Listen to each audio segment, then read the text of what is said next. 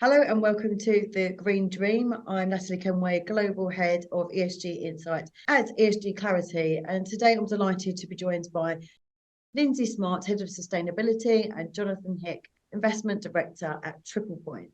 Thank you both for taking the time to speak to me today. Nice to see you, Natalie. Pleasure to be here. It's great to have you here. Thank you very much. The first thing I wanted to ask you is, the UK has this goal of decarbonising energy systems by 2030. How do you think we can achieve that? It's a really good question. So we consider that there's really three main vectors or strategies that we need to pursue to get the power system to net zero. First of all, it starts with the generation or the supply of energy. And we think that needs to move to decentralize renewable generation and away from centralized fossil fuels. So more wind farms, more solar plants, as opposed to centralized coal plants such as Drax or Ratcliffe or West Burton. So I think that's a key part of the change. But it's not enough on its own, because of course, what happens when the wind doesn't blow, what happens when the sun doesn't shine, and that happens sometimes quite a lot, where you're missing the sunshine in particular. So a key part of that is then energy storage and making sure that the energy that we have is available when there's a demand for it from consumers. It's really interesting to note that over 54% of all energy is lost or wasted before it ever reaches the end consumer. And enough energy was curtailed or switched off effectively from in wind energy alone to power 1 million homes for the whole of 2021. So lots of wasted energy, and that reflects the fact that our system isn't flexible enough, not dynamic enough, and that's why battery storage is the second part of what we need to get to net zero.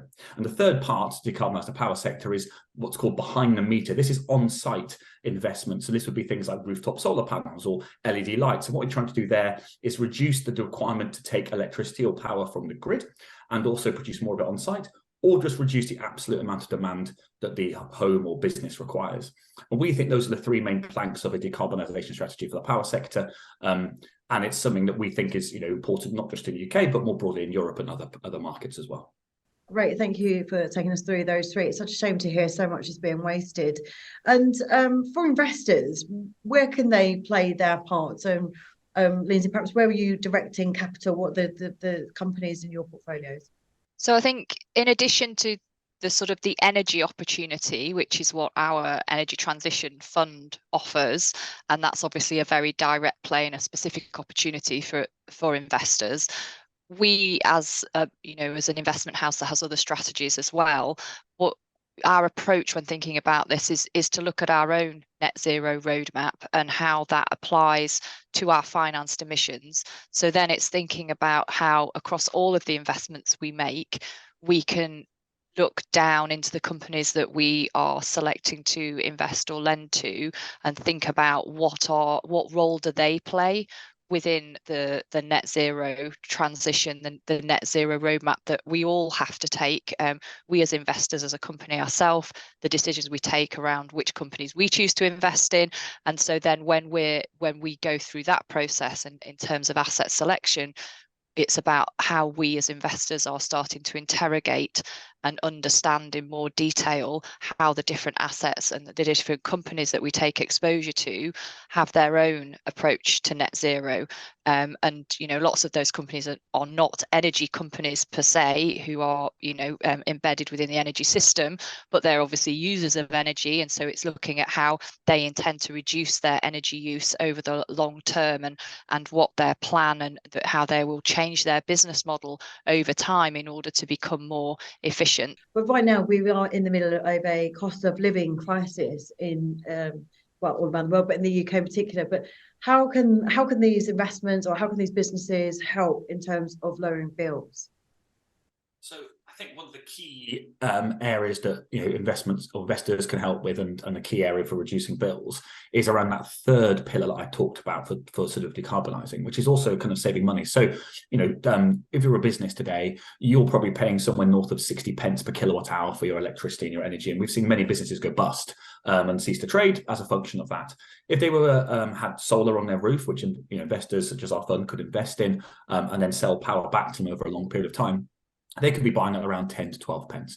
So you can make considerable savings and contribute to the transition to net zero by generating a lot of the energy requirement on site.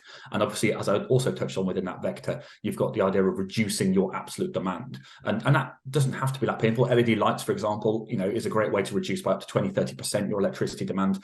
There's retrofitting buildings, there's heat pumps, there's a range of different things that can actually reduce bills and contribute to net zero. And as investors, we're looking to finance those solutions to provide that infrastructure for people and for businesses that enables it. And again, the second point I would make is on battery storage, which is helping balance the system. A big part, wind energy is some of the cheapest electricity and energy that we have. So when it's wasted, that means that we're having to buy gas instead, and gas is at a much higher price. It's obviously going out of the country in terms of economic development, which isn't positive. And so again, we would see that having a more renewable based system both lowers costs and also enables people therefore to benefit from reductions in fuel poverty. Okay, great. Well, thank you for talking me through so much. It's been really useful. The last question, and we always end the Green Dream with this one, is what is your favourite sustainable drink or snack?